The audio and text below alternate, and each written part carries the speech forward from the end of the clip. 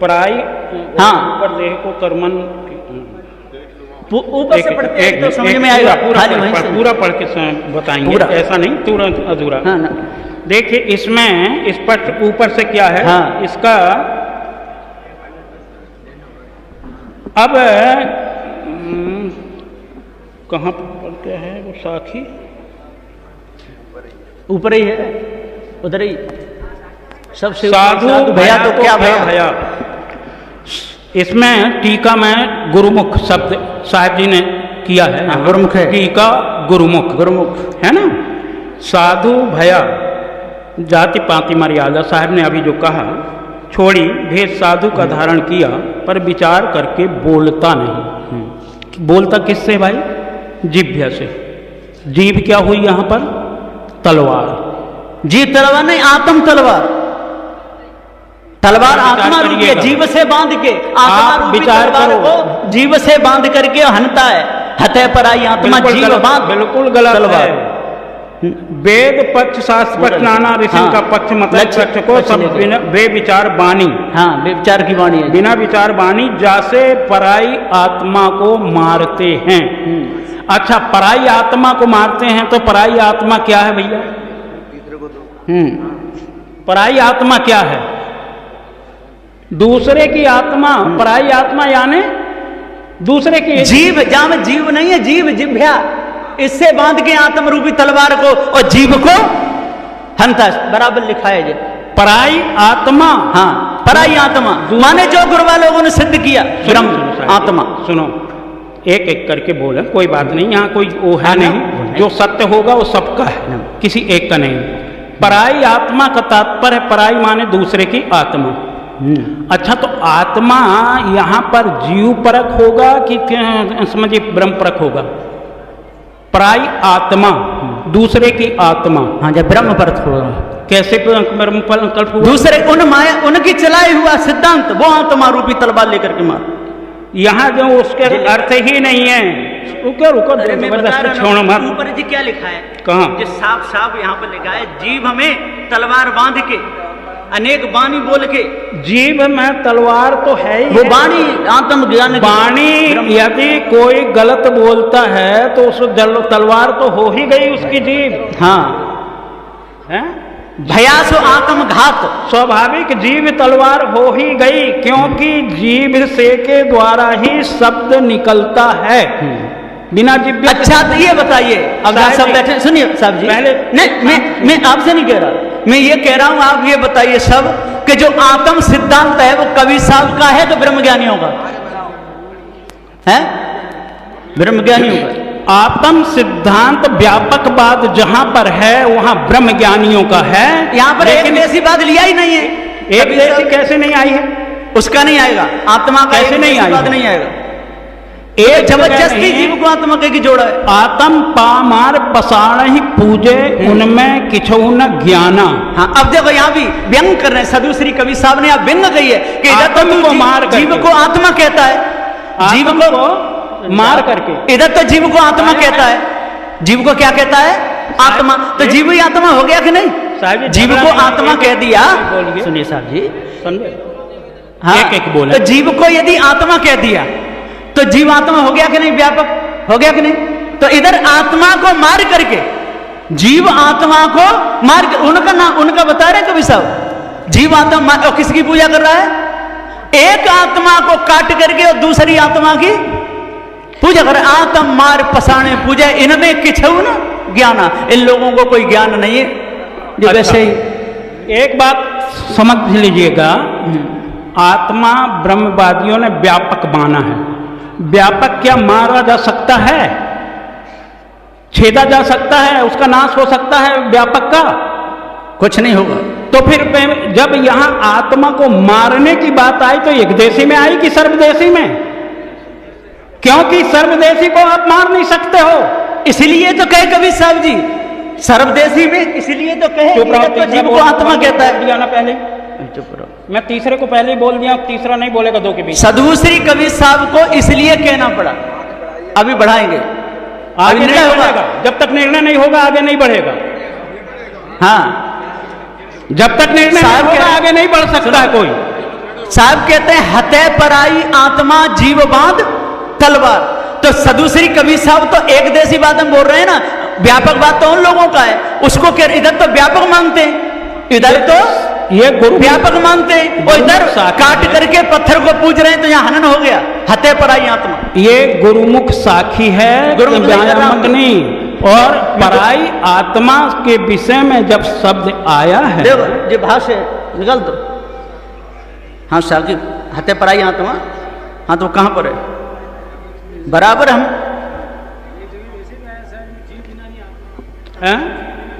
हाँ बिना जीव के आत्मा कौन कहेगा? व्यापक के लिए नहीं, व्यापक के भी नहीं। वेदांत का सिद्धांत है, हाँ व्यापकवाद है।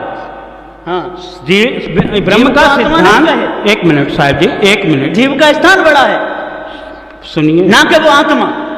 नहीं, आत्मा का बड़ा वहां नहीं, यहाँ पर जो जीव बिना नहीं आत्मा, साहब जी ने देखो ये लिखा है, साधु श्री राम साहब जी भाष्य में कह रहे हैं, साधु भया तो क्या भया, बोले ना विचार, और हते पराई आत्मा जीव बांध तलवार। यहां कहते हैं कि ईश्वराद प्राप्त करके परम सुखी होने व मुक्ति आदि प्राप्ति के लिए तिनके कितने ही लोग घर गृहस्थी उदास होकर जात पात मान मर्यादा नाता गोता कुल कुटुंब इत्यादि मोटे माया जालों को परित्याग करके बैरागी सन्यासी उदासी वनवासी नागे निर्माणी नाथपंथी निरंजनी अन्य संप्रदायों की जानकारी खूब षट दर्शनों के भेषधारी साधु संत महात्मा हो गए। अब कह रहे हैं उनका नाम ले रहे हैं कि ना हो गए? हो गए, ये तो पहले से होते आए हैं। किंतु मन से काम क्रोध लोभ मोहाद विकार अनुमान कल्पना भ्रम भूल झीने माया जाल का उनका एक भी बंधन नहीं छूटा। अपने मन वचन इंद्रिय आदि को भी बस में नहीं किए, सत्य का बोध भी नहीं हुआ, सत्य न्याय निर्णय के वचन भी उनसे नहीं निकलते, केवल बाहर भीतर भेष का स्वांग बनाते हैं, फूले नहीं समाते, बड़े घमंडी अहंकार में अभिमानी नशा में ग्रस्त रहने वाले हो रहे हैं। अब कहिए वैसे नाम रूप मात्र के गुण रहित साधु भी हुए तो क्या हुआ? कुछ भी नहीं हुआ। जिसका क्या लाभ हुआ? कौन सा बंधन छूट गया? उनका सारा प्रयास मिथ्या बेकार चला गया, कुछ नहीं। क्योंकि वैसे लोग सत्यासत्य का विचार करके सत्य भी तो नहीं बोलते, मन माने अविचार से भ्रम धोखे को वाणी बोलते हैं। जीव को फंसाने के लिए बहुत से रोचक भयानक मिथ्या मानंदी के शब्द और षट दर्शन के भेषधारी सब बोल के और भेष में मिथ्या पक्षपाती बने हुए हैं। वेद पक्ष, शास्त्र पक्ष, पुराण पक्ष, अनेक ऋषियों का पक्ष एवं नाना मतांतरों का पक्ष लेकर अविचार की वाणी बोल रहे हैं। वैसे अविचारी अविवेकी साधु हुए तो क्या लाभ हुआ?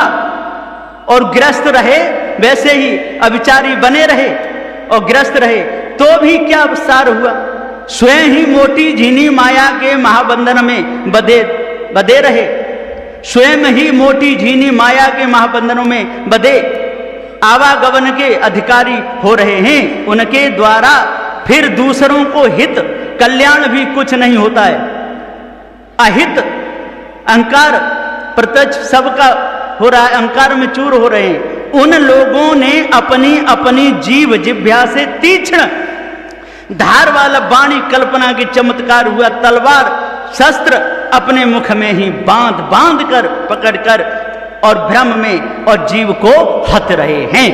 जीव बांध तलवार। तो सदगुरु श्री कबीर साहब जी के निर्णय को बता रहे हैं सदगुरु श्री राम स्वरूप साहब जी। तो आत्मा जीव को भ्रम भूल कर हत्या विनाश करके, किनको?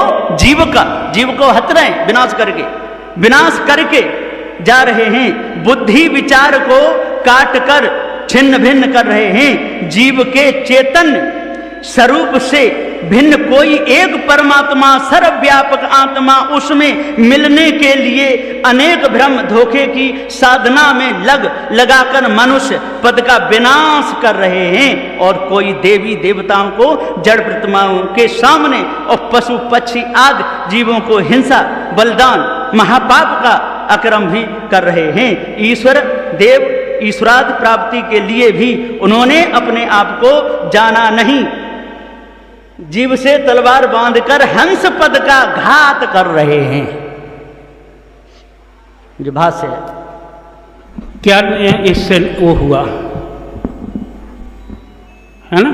इसलिए सदु श्री कबीर साहब का कौन सा सिद्धांत है? पारक सिद्धांत है, जीव सिद्धांत है, चेतन सिद्धांत है, और जो आत्म सिद्धांत है वो ब्रह्मवादियों का है। आत्म सिद्धांत ब्रह्मवादियों का परम सत्य है, किंतु साहेब जी, रुको भाई, साहेब जी ने जो आत्म शब्द कहा, आत्म मार पसाणे पूजे, और यहाँ पर हते पराई आत्मा, साहब ने कह दिया वेद पराई आत्मा लेकर के। काहे झगड़ा कर रहे हो? फालतू में काम रखा, थोड़ी सी बात के लिए एक सिद्धांत। नहीं, झगड़ा नहीं है साहब जी, ये निर्णय है, झगड़ा थोड़ी ना है, ये झगड़ा थोड़ी ना है साहब। आवेश में आके नहीं, आवेश में कोई नहीं आ रहा, आवेश में नहीं, आवेश में किसी ने बातें नहीं किया साहब अभी तक।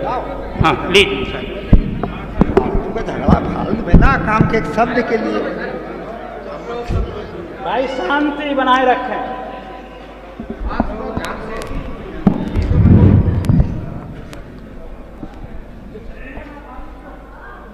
बोलिए श्री सदगुरुदेव की। अब एक छोटी सी चीज के लिए एक शब्द के बात में विवाद पैदा। देखो, चेतन और आत्मा ये दो शब्द, वो जीव और आत्मा ये दो शब्द हैं, और ये दोनों वो चेतन के पर्यायवाची है, तो दोनों चेतन के पर्यायवाची है। और रही बात है कि वेदांत में आत्मा को व्यापक कहा है, सर्वदेशी कहा है, सर्वज्ञ कहा है, जीव को अल्पज्ञ कहा है, अंश कहा है। तो वेदांत के खंडन के लिए उन महापुरुषों ने जो आत्मा, जो व्यापक आत्मा है उसके लिए खंडन किया है, जीव आत्मा के लिए खंडन नहीं किया है। जो व्यापक आत्मा माने हैं उसके लिए खंडन किया है। और यदि कहो तो वेदांत में तो जीव को भी अंश कहा है, तो क्या हम जीव को अंश मानेंगे? क्या चेतन का अंश नहीं होता? और चेतन अंशी भी नहीं होता, वो अंश अंशी से रहित होता है। और आत्मा को अंश, आत्मा को क्या कहा है? अंशी कहा है, और चेतन को, जीव को अंश कहा है। इसलिए ये समझने का फर्क है, जीव और आत्मा दोनों पर्यायवाची शब्द हैं। काहे के लिए थोड़ी सी बातों के लिए झगड़ा और विवाद पैदा करते हैं? जीव आत्मा को इसलिए कहा कि सर्वव्यापक माना है ना वेदांत में, उसके लिए कहा है। अस्ति आत्मा राम है मन माया कृत नास्ति, या की पारख लहे यथा बीज गुरुमुख आस्ति। अब इसका क्या आस्था करोगे? अब जितने भी हमारे महापुरुष रहे, चाहे सदगुरु श्री रामस्वरूप साहब जी भी थे, श्री काशी साहब जी भी थे, उनके समय ये पद थे, जीव शब्द आया, आत्मा शब्द आया है। यदि ऐसा ही होता, हमारे जैसे लड़ते, तो फिर इसको रखते क्या? आत्मा शब्द को रखते क्या? इसलिए इन चीज लिए कोई क्या विवाद पैदा करना। चेतन ही आत्मा है और चेतन ही जीव है। जो व्यापक आत्मा है उसके लिए खंडन किया गया। वास्तविक बात यह है। अब थोड़ी थोड़ी सी बातों के लिए क्या उसको ताना तानी। जब से मैं आया हूँ या बुरहानपुर में देख रहा हूँ, बीच में वही हल्ला। अबे भी देखो प्रवचन में महात्मा वही कुछ चिल्ला रहे हैं। अरे कुछ भी कहो, कोई फर्क क्या पड़ने वाला है? प्रायवाची शब्द है, शब्द को उठा के देखिए आप। इसलिए चेतन कहो, चाहे आत्मा कहो, चाहे जीव कहो, जो व्यापक आत्मा माना है उसके लिए महापुरुषों ने खंडन किया। चेतन व्यापक नहीं होता, सर्वदेशी नहीं होता, चेतन एकदेशी होता है। और यदि उसके लिए फिर जीव को भी, उन्होंने तो जीव को भी अंश कहा है, तो अंश मानोगे क्या जीव को? इसलिए ये सब एक ही बात है। काहे के लिए उसमें थोड़ी थोड़ी सी बात को लिए फर्क करते?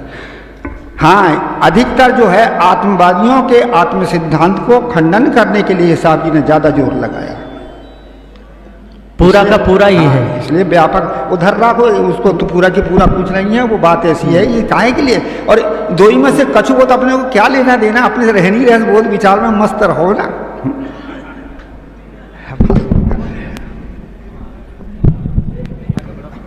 कोई प्रश्न और उठाओ।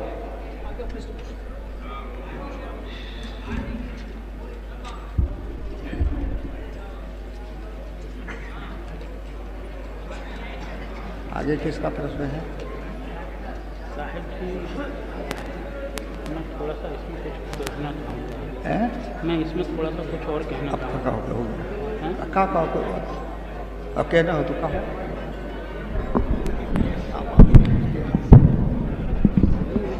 कृपया ध्यान दीजिए शांतिपूर्वक। साहिब जी का कहना बहुत ही सुंदर है, रहनी रहस्य पर ध्यान देना चाहिए, ये तो अनिवार्य सबके लिए, लेकिन क्या शब्दों का निर्णय नहीं होना चाहिए?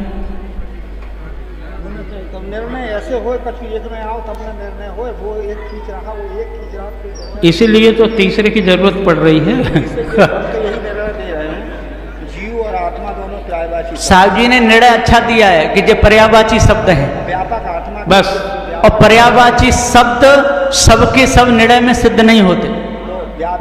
जो है व्यापक आत्मा के लिए जो है वो व्यापक आत्मा के लिए ही जोड़ पूरा दिया गया है, वो खंडन किया गया और उसका खंडन पूर्ण किया गया है। तो जो आत्मा कहो चाहे जीव कहो, चेतन ही है। अब कुछ भी कोई कहे वो बात अलग है, निर्णय होगा तो निर्णय में सारा छील करके अलग कर दिया जाता है। अब बोलने में कोई कुछ भी बोले वो बात अलग है, सब बोलते ही चले आ रहे। जो चेतन है वो आत्मा कहो चाहे जीव कहो, उसमें कोई फर्क पड़ने। और सदगुरु श्री राम स्वरूप साहब जी ने टीका में पूरा पंचकृत्य में खंडन कर दिया। इसलिए आत्मा मत कहो, आत्मा मत कहो, आत्मा मत कहो जी, तो वो भी कहेंगे जीव मत कहो। शब्द में का अंतर है। हाँ, अब क्या कहना चाहते हैं, आपका क्या निर्णय है? बस वही तो, जीव चेतन आत्मा ये पर्यायवाची शब्द हैं और एक ही। ठीक है, ठीक है भाई। नहीं, नंदलाल जी, जो नहीं है तो वो नहीं है तो भाई मानते। ठीक है, जो नहीं है तो ठीक ठीक ठीक। पर्यायवाची सब मान्य नहीं होते। नहीं हो तो वो अब उसको दे दो, नहीं मत मानो, क्या करें? दुनिया को आज तक कोई मनाया नहीं है। बड़े महापुरुषों के संगत किए नहीं, संतों में वो घूमे नहीं है, बैठे रहे तो उनका नहीं है तो क्या करें? बात अलग है।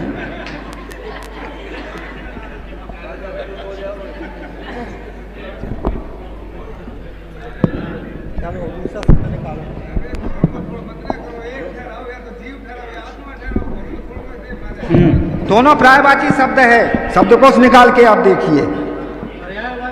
हाँ, अब है ही है तो कहाँ करोगे उसको? झगड़ा पर्यायवाची तो है पर अपने निर्णय में नहीं है ना, कहीं भी निर्णय नहीं है तो वो निर्णय आप रखे रहो। ऐसे चिल्लाना मत बुरहानपुर में कि आत्मा और जीव अलग अलग है, चिल्लाना बेकार। मैं अलग में नहीं कहा, आत्म सिद्ध इसलिए जो है जीव सत्य। नए नए लड़के लोग आजकल ऐसे भरमा रहे दुनिया भर को, गरीब नहीं भरमाने रहे के पास बड़े महापुरुषों से समझे नहीं, मुझे नहीं समझे, चुपचाप रहो, हो गया, समझे हैं। विवाद मत, नहीं चुपचाप कैसे रहेंगे साहब जी जब निर्णय में बैठे? इसलिए विवाद मत करो। नहीं, निर्णय तो निर्णय, ऐसा नहीं। हाँ, लेकिन निर्णय में सिद्ध नहीं है। तो पर्यायवाची शब्द क्या होता है? पर्यायवाची किसको कहते हैं? बहुत से सिद्ध नहीं है। पर्यायवाची तो ब्रह्म को भी बताया है, तो क्या अपना ब्रह्म सिद्धांत है कि? अरे चुपचाप रहो, माइक अलग करो, आगे बढ़ो साहब, विवाद मत करिए आप। नहीं नहीं, दिमाग का खराब दिमाग, आप विवाद मत करिए, लड़िए मत। नहीं, लड़ेंगे आपसे, निर्णय है अपना दिमाग मत कर, अपना सिद्धांत। आगे प्रसंग निकालो, नहीं आगे प्रसंग निकालो, नहीं तो मैं छोड़ा लूंगा। जाओ गुरु जी के पास में। ऐसे कैसे आप चुरा लेंगे? फालतू को काहे भी बात पैदा करते मेरे भाई? फालतू नहीं कर रहे। हाँ, आगे चल ले, न्याय है, आत्म सिद्धांत है ही नहीं अपना। जाओ गुरु जी के पास। हाँ, अरे कोई प्रसंग बढ़ाओ, ऐसा अच्छा लगता है प्रसंग आगे बढ़ाइए। नहीं, चुपचाप रहिए। अरे चुपचाप रहो, नहीं बिल्कुल नहीं, जाल जाओ।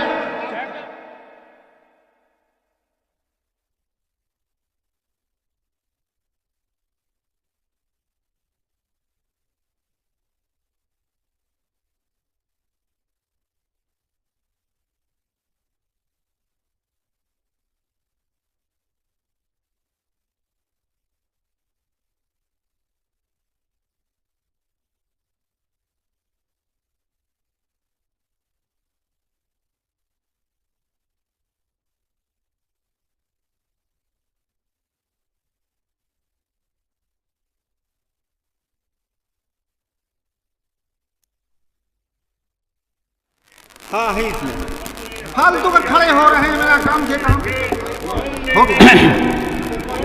थोड़ा शांति बनाएं।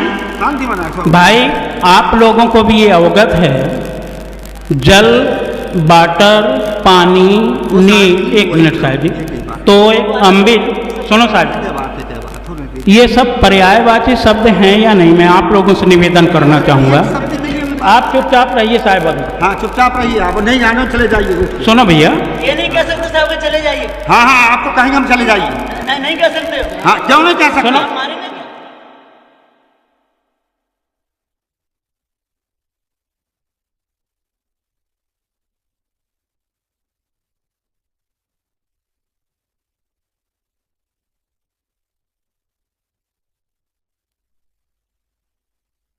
क्या ये पर्यायवाची शब्द नहीं है? आप सब लोग भी थोड़ी बहुत तो बुद्धि रखते हैं। जल, वाटर, तोय, नीर, अम्बिज, ये सब पर्यायवाची हैं या नहीं हैं? मत करो, आगे प्रसंग बढ़ाओ सर। हाँ विवाद, इनमें विवाद नहीं है, हाँ, है ना? विवाद है इस पर्याय- और इसमें विवाद इसलिए है कि आत्मा ब्रह्मवाचक है, ब्रह्म का वो है, लेकिन व्यापकवाद है।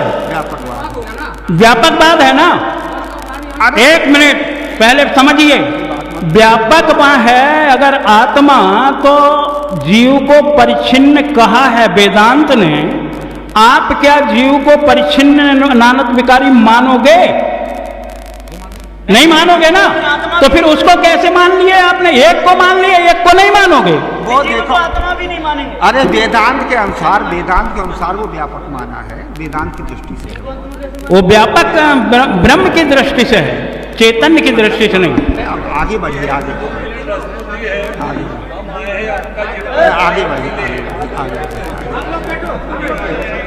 आगे बढ़िए। हाँ प्रसंग दूसरा फालतू का। हाँ आगे बढ़िए। अगला प्रश्न है ये किशन पाल चंडीगढ़ से, साधु को भीख मांगकर खाना चाहिए या कमाई करके खाना चाहिए? गृहस्थी में रहकर कोई साधु संत हो सकता या नहीं? श्री साहिब जी इसका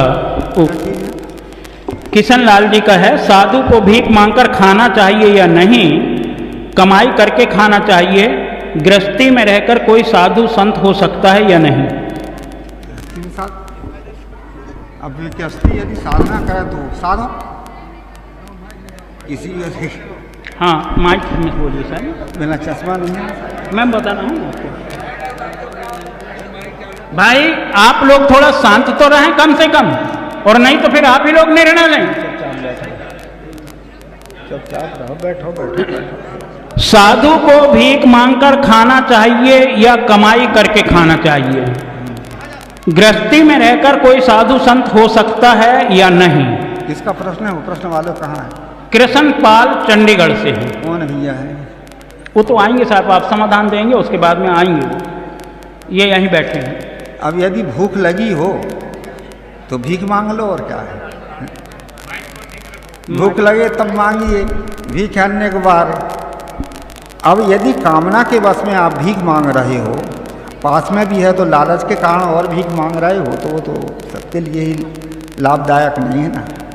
इसलिए आवश्यकता ज़रूरत है, खाने की ज़रूरत है तो मांग के खा लो, परंतु साधु होकर के सब कुछ हो और फिर मांग रहा हो तो वो साधना पूरी नहीं मानी जाती। आवश्यकता की ज़रूरत है तो मांग लो, ले लो। नहीं आवश्यकता की ज़रूरत है और सब कुछ होते हुए भी मांग रहे हो तृष्णा के कारण, तो वो काहे का साधु?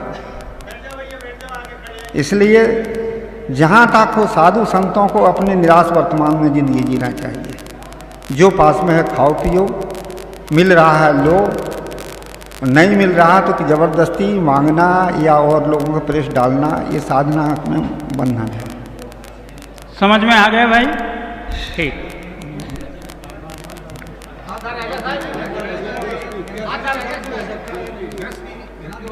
वो तो बता दिए ना साहब जी ने, कैसे गिरफ्त बता दिए ना। और क्या साधना से अगर कोई रहता है, साधना से। अब रहता है। साधना में रहस्य छुपा हुआ है। तो वो साधना में रहता, जैसे भी साधना कर रहा है, ठीक है, साधना कर रहा है। साधना में रहस्य छुपा हुआ है। साधना में साधना से रहता है तो साधु है, और साधना से नहीं तो साधु नहीं।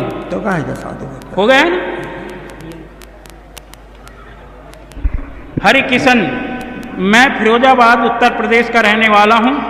मेरी शंका का समाधान किया जाए।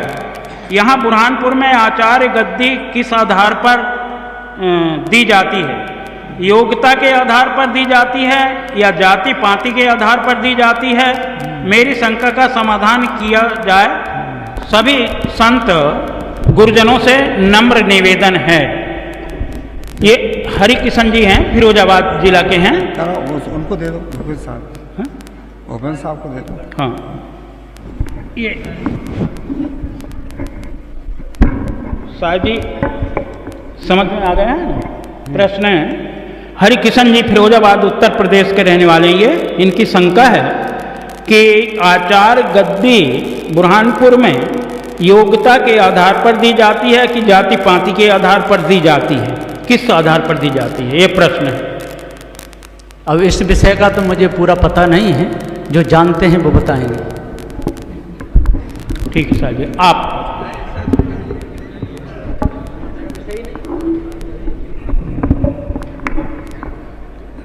लाओ।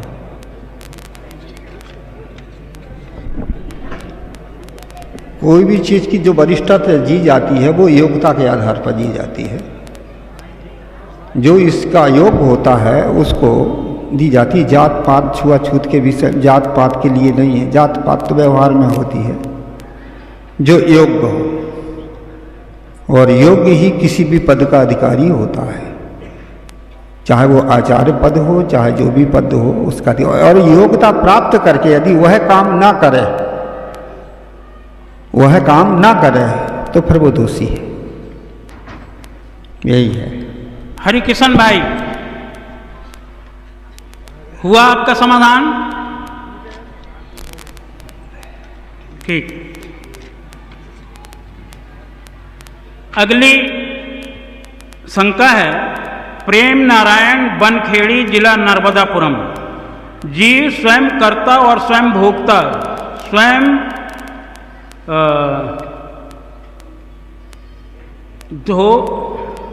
दोज मिटती नहीं। ये क्या है भाई? स्वयं बीज मिटती नहीं, क्या है ये? जीव स्वयं कर्ता और स्वयं भोक्ता, स्वयं बीज मिटती नहीं, कर्ता भोक्ता कैसे मिटे?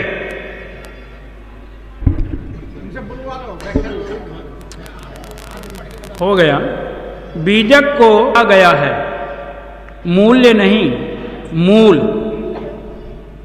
मूल्य नहीं, मूल्य अलग होता है और मूल अलग होता है। लिखने में फर्क हो गया होगा। और ग्रंथ है, उनका मूल्य क्यों नहीं कहा? कहवत भयो मोह युगचारी, मानत नुआही मोर सुतनारी। क्या बच्चे थे कबीर साहब के? यही भाव है ना। ये पहला है, जीव स्वयं कर्ता और स्वयं भोक्ता, बीज मिटती नहीं, कर्ता भोक्ता कैसे मिटे? लीजिए साहब जी, इसका समाधान। बीज मिट जाता है, भूजने से फिर उगता नहीं। साधना के द्वारा वासना मिट जाएगी, फिर जीव शरीर धारण नहीं करेगा। और सदगुरु श्री कबीर साहब जी अखंड बाल ब्रह्मचारी थे। उनकी शादी नहीं हुई थी, कोई बच्चे भी नहीं थे।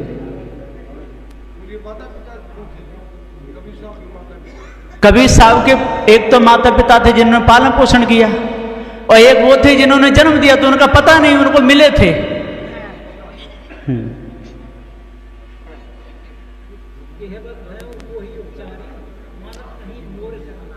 और कहते कहते सदगुरु श्री कबीर साहब को चारों पन बीत गए, लेकिन सारे संसार के लोग इस ब्रह्म आत्म परमात्म सारी कल्पना में रहे और विषय वासना में भूले रहे। और मैं समझाता रहा कि जो खानी और बानी दोनों जाल बंधन है।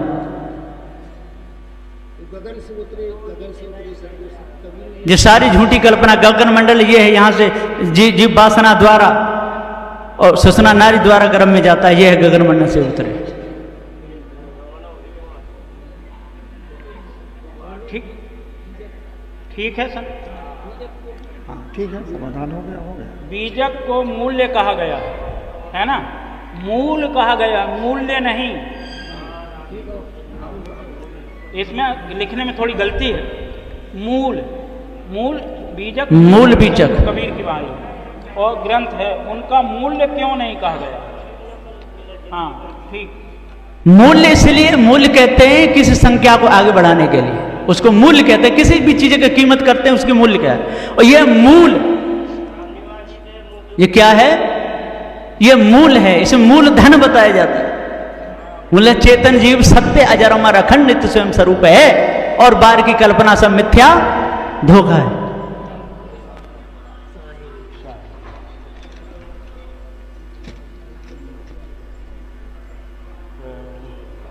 इसमें अपना नाम नहीं दिया है भाई ने,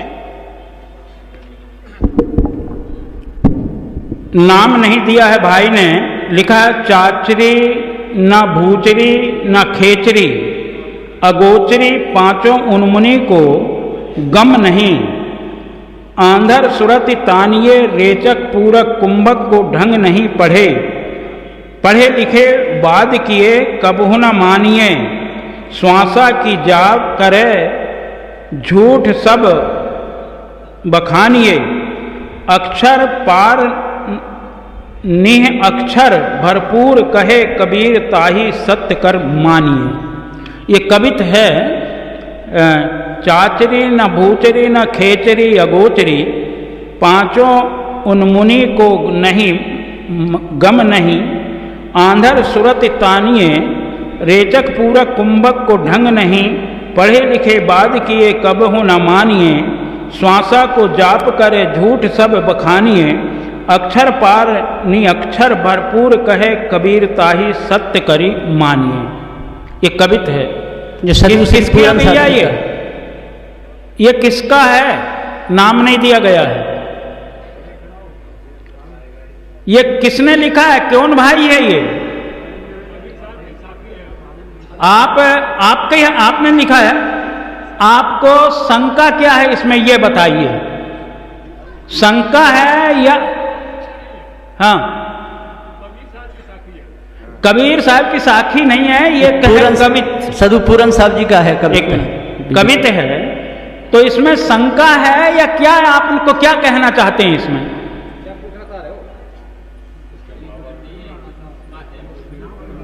वो कुछ नहीं, इसके बारे में आपको ज्ञान है कि नहीं?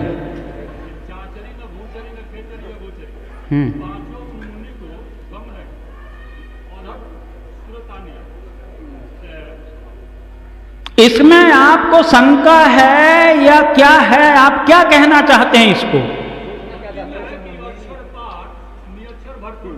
इधर आइए,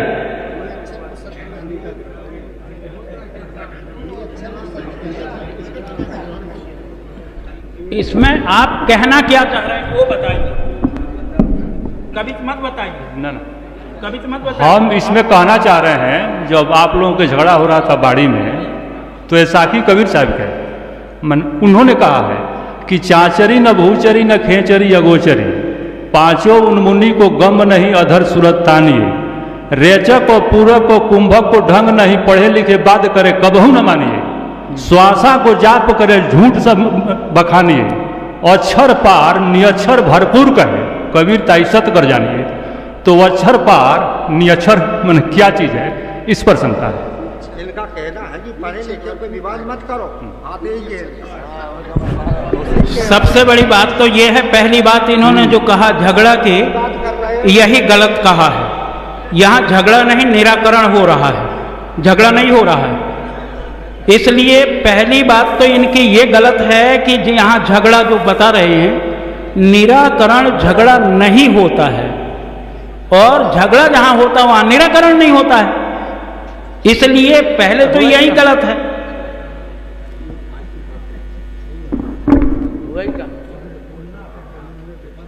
अब विवाद करोगे तो झगड़ा ही तो हो जाता है, तब तो आवाज तेज हो जाता है। नहीं, झगड़ा नहीं साहब जी,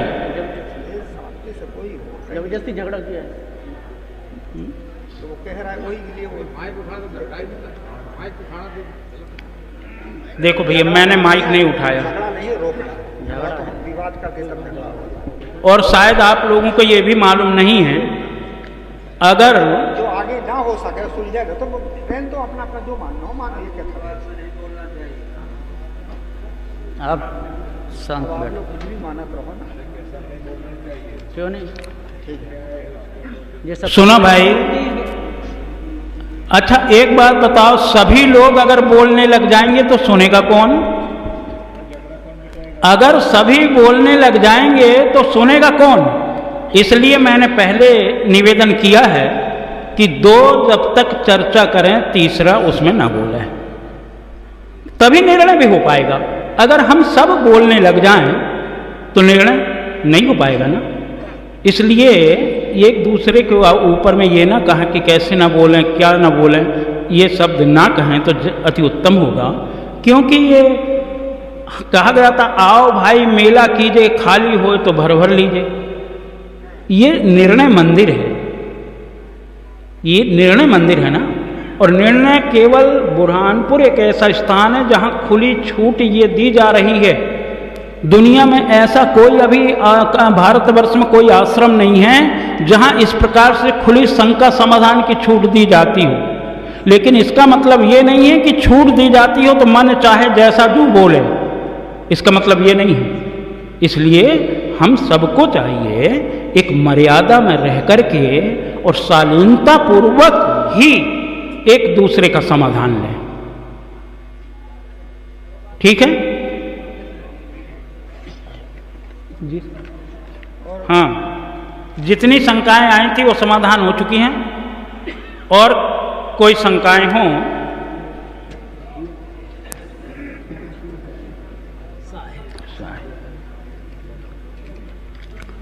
प्रेम नारायण बनखेड़ी, कल्पना अवस्था में मन कहाँ रहता है? हाँ, सुषुप्ति अवस्था में। प्रश्न है, सुषुप्ति अवस्था में मन कहाँ रहता है? मैं श्री अमोही साहब जी से निवेदन करता हूँ। आया तो क्या हमारे पास ला रहे हैं? अभी हम करेंगे तो लोग कहेंगे कि आप भी झगड़ा करेंगे। लोग कहेंगे तो कहेंगे साहब, उसमें क्या, झगड़ा तो कर लेंगे। लड़का हमारा भाई है, कोई बात हमने उसको रोक लिया तो क्या ये झगड़ा हो गया? नहीं नहीं, झगड़ा नहीं है, मैं तो पहले ही बता दिया। ऐसे ऐसे लोग बेभंगा लोग।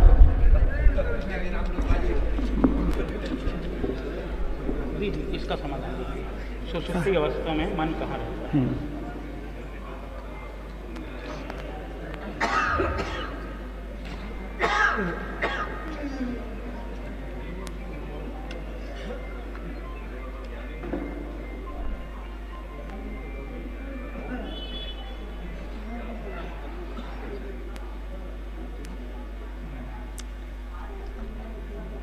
हाँ,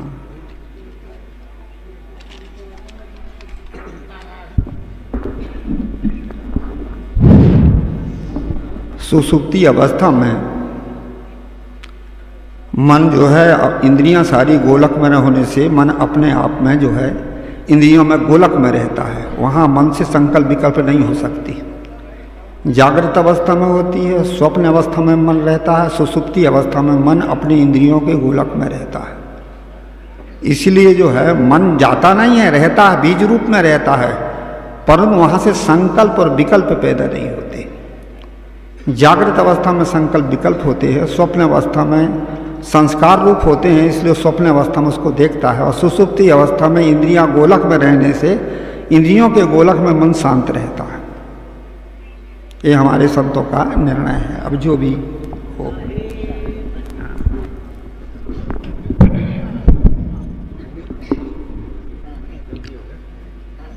अगला प्रश्न है, ये हैं दिलीप सिंह हरियाणा से, जिला झज्जर। सत्य कौन सी वस्तु है जिसे हम पहचान कर उस पर ठहर सकें? बहुत सुंदर प्रश्न है। जगत में दो वस्तु सिद्ध सत्य हैं। जड़ 5 तत्व भी सत्य है। मुख्य 4 तत्व हैं, 5 तत्व गिनाने के लिए कहा गया है। साहिब ने 5 तत्व का पूतरा कहा, 5 तत्व का पूतरा युक्ति रची में कीहू, लेकिन जब गिनाने का हुआ तो उन्होंने 4 ही तत्व कायम किए। अग्नि कहे मैं ईतन जारों, पानी कहे मैं जरत उबारों, धरती कहे मोहि मिल जाई, पवन कहे संग लेम उड़ाई। ये 4 तत्व, 5वां कोई तत्व साबित नहीं हुआ। तो ये भी सत्य हैं अपनी जगह में, क्योंकि इनके अणु परमाणु त्रिश्रेणी का कभी नाश नहीं होता। जिसका कभी नाश ना हो वो सत्य, और चेतन इसका भी कभी नाश नहीं होता है। इसलिए जड़ चेतन 2 वस्तु है अति प्रसिद्ध जगमाही। लेकिन जड़ में ज्ञान नहीं होने के कारण से जड़ जो है वह ज्ञान ना होने के कारण जड़ कहा गया है। चेतन में ज्ञान होता है और ज्ञान होने के कारण से ठहराव चेतन में होता है, जड़ में ठहराव नहीं करना है। ठहराव किस में करना है? चैतन्य में करना है, जिसमें हम ठहर सकें। इसलिए हम चेतन को समझ करके चैतन्य में ही ठहरें। दिलीप सिंह जी, ठीक है। अगला प्रश्न है रजनीश धूलिया, सिरसाठ, महाराष्ट्र। इनका है जीव भी मरता नहीं और शरीर भी मरता नहीं, इस पर विचार बताएं साहिब जी। दूसरा है जीव की पहचान कैसे करें, ठोस प्रूफ बताएं साहिब जी। तीसरा है पुनर्जन्म पारक सिद्धांत मानता है या नहीं। ये 3 प्रश्न हैं साहिब। नहीं, मैं उधर नहीं बैठे हैं, हमें नहीं, तो आप बताइए समाधान। नहीं हो सके तो लाओ यहाँ, जब नहीं हो सके तो दीजिए हमारे। आपकी मर्यादा रखनी चाहिए, इसलिए बताइए। चलिए, मैं तो सोच रहा था कि साहिब जी हमारे उससे बताएंगे, तो ठीक है, कोई बात नहीं। खैर, जीव नहीं मरता है और शरीर भी नहीं मरता है। शरीर में परिवर्तन होता है। संयोगे का गुण रवे, वियोगे का गुण जाए। संयोग जब होता है, यह शरीर और चेतन दोनों मिलते हैं, चैतन्य अवस्था कही जाती है, जीवित कहा जाता है। दोनों का वियोग होना ही मरना है। कौन मुआ कहो पंडित जना, सो समझाए कहो मोहि सना। इसमें साहिब जी ने बड़ा अच्छा सुंदर निर्णय दिया है। तो जीव भी नहीं मरता और शरीर तो परिवर्तन है, शरीर का परिवर्तन होता है, परिवर्तन होना ही वहां मरना है। इसलिए चेतन अजर अमर नित्य सत्य है, वो तो मरता ही नहीं। शरीर परिवर्तनशील है, नाशवान है। शरीर को नाशवान बताया गया और नाशवान जो वस्तु है वो स्थिर रह ही नहीं सकती है, इसलिए शरीर छूटना ही मरना है। जीव की पहचान कैसे करें? जीव की पहचान का ठोस प्रमाण है जिसमें चैतन्यता हो और जिसमें 5 चीजें पाई जाती हूं। कौन कौन? पहले है इच्छा। इच्छा, क्रिया, अवस्था, ज्ञान और अमृता। ये 5 लक्षण जहां हो वहां पर चैतन्य है। जहां ये 5 लक्षण ना हो वहां चैतन्य नहीं है। इसका ये ठोस प्रमाण है। पुनर्जन्म पारक सिद्धांत में होता है और पुनर्जन्म पारक सिद्धांत मानता है। जब होता है तो मानता है और मानना है नहीं, इसमें वास्तविकता यथार्थ है। मानना वहां होता है जहां पर वस्तु स्थिति का अभाव हो, केवल मन के संबंध से खड़ा कर लिया जाए, वो है मानना। मानना अलग चीज है और जानना अलग चीज है। जहां वस्तु स्थिति होती वहां जानना होता है। इसलिए पारक सिद्धांत पुनर्जन्म मानता है और पुनर्जन्म इसलिए मानता है कि इसके प्रत्यक्ष प्रमाण है, बिना प्रमाण के नहीं मानता। जैसे कोई छोटा बच्चा होता है, अब छोटा बच्चा अभी वो कुछ जानता मानता नहीं है, उसे कोई बाह्य संसार पदार्थों का ज्ञान नहीं है, लेकिन उसके अंदर भी पंच विषयों के संस्कार प्रत्यक्ष देखने में आते हैं। इंद्रियां विकसित नहीं है, बुद्धि विकसित नहीं है, लेकिन पंच विषयों के संस्कार अभी 2 महीने का 3 महीने का बच्चा उसके अंदर भी देखने में आते हैं। वो कहां से आए? यदि पुनर्जन्म ना होता तो ये उसके अगले जन्म से कि हैं वो यहां दिख रहे हैं। इसलिए बच्चा हंसता भी है, रोता भी है, और 5 विषयों के संस्कार उसके शरीर में देखने में आते हैं। इसलिए पुनर्जन्म